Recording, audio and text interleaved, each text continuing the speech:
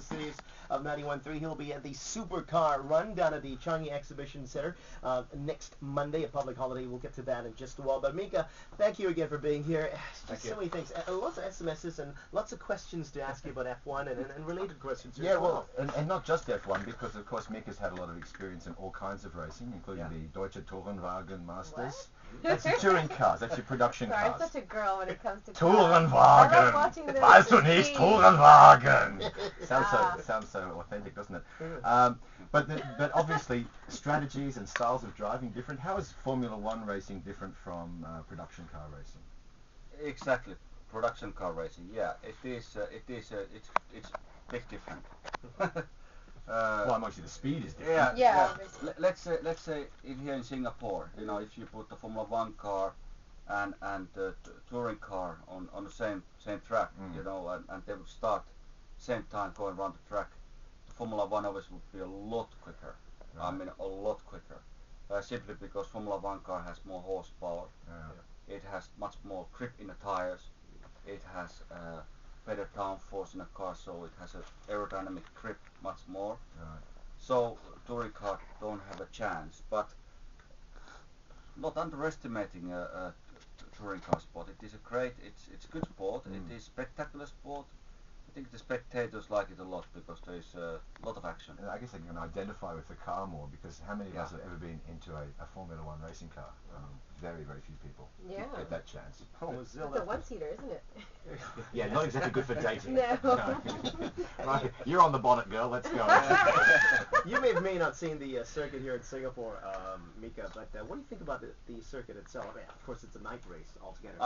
I personally, what I have understood from the drivers, they like the track. They like the track. They think it's a very challenging circuit. Only what they did not like is it's quite a bumpy circuit, and when the car is bottoming a lot, so it's very it's very uncomfortable for drivers to drive around this track because it's hitting ground so hard that way you don't. It's hard to control, maybe. Hard to control, you know, and physically it's painful when it's banging so. Well, they don't build these cars for comfort, do they? I mean, they don't do that. But the problem is because when the race is nearly 2 hours, and in this heat, you know, it is there has to be a certain limits. But maybe you could train by taking some bus rides in Indonesia. They're very hot, bumpy, uncomfortable. I think a 12-hour bus ride in Indonesia.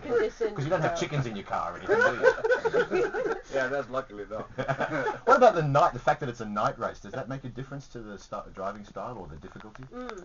Well, my opinion, because I never driven in the night time in a Grand Prix, but I seems like that where there's a lot of positive what you have here in Singapore.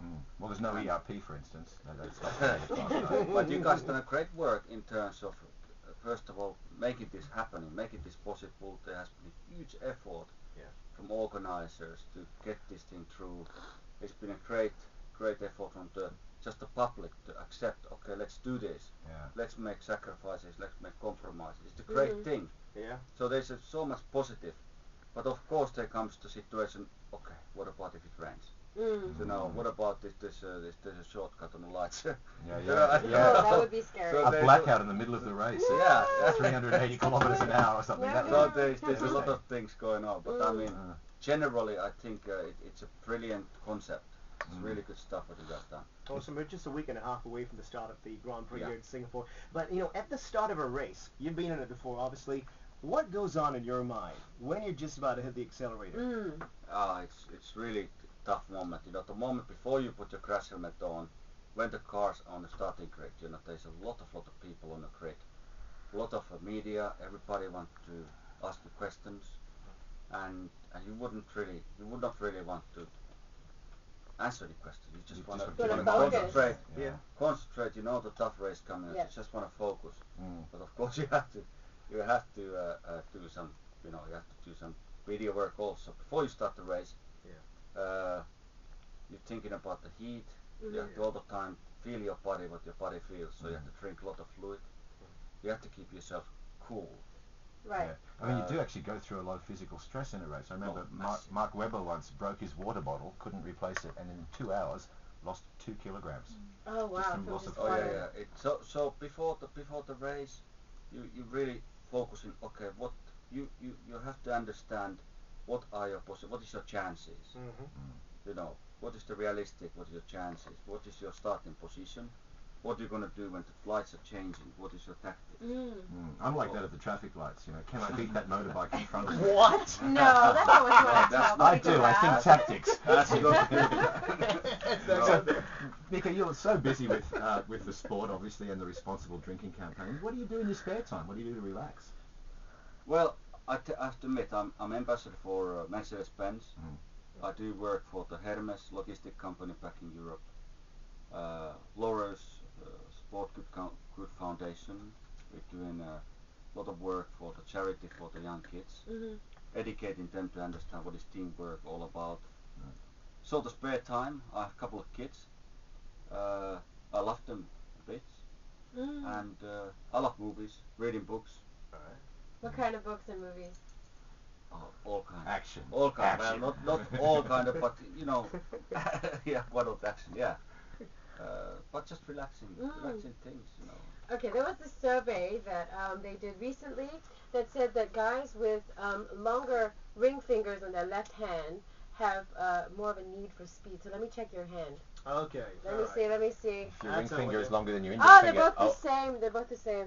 So what They're does both that the mean? same. That means I don't know. There was that means a you're survey balanced. that said that guys with a longer ring finger, that's longer than their index finger. Let me have a look. Yeah, Let me look See? at your lifeline. I can look at his I'll look at your finger. lifeline and tell you how long you've got.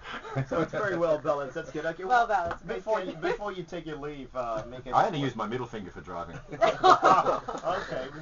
Well, before you take your leave, Mika, just one final question. And we've got a few of our friends and our listeners going down to the Changi Exhibition Center this coming weekend, at least on Monday for a long weekend for the Supercar run.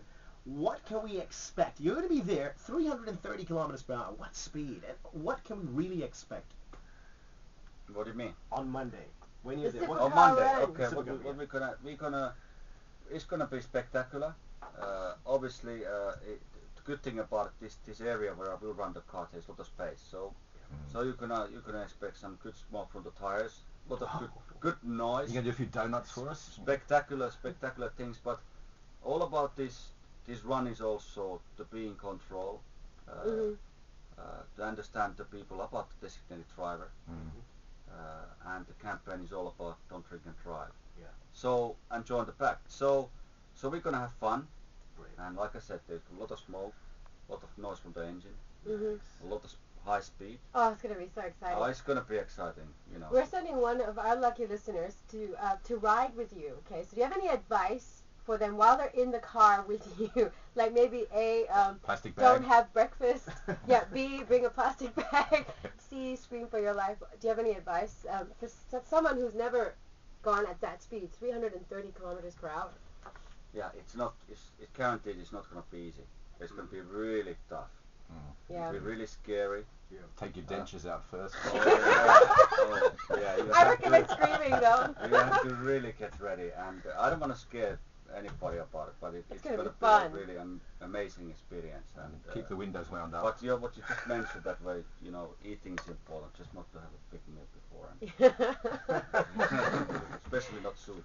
Right? Oh, not the soup. Yeah, we'll get the soup out of the way. So no souped up cars, huh? No, definitely not. Responsible drinking ambassador for Johnny Walker, Mika Hakkinen for the last 15 minutes. Thank you, sir, for being here in the City's Thank 91.3. you. And Absolute pleasure. enjoy the rest of Singapore, and we'll see you, Mika, on Monday, 21st. Don't forget, that's the Changi Exhibition Center. It all happens to Johnny Walker. Join the pack Supercar run. Mika, thanks for being here in the studios. And you can join the pack on the website, jointhepack.com. Just select your country, your date of birth, and submit the entry.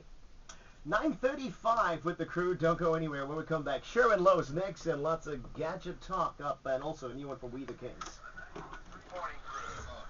Thank you.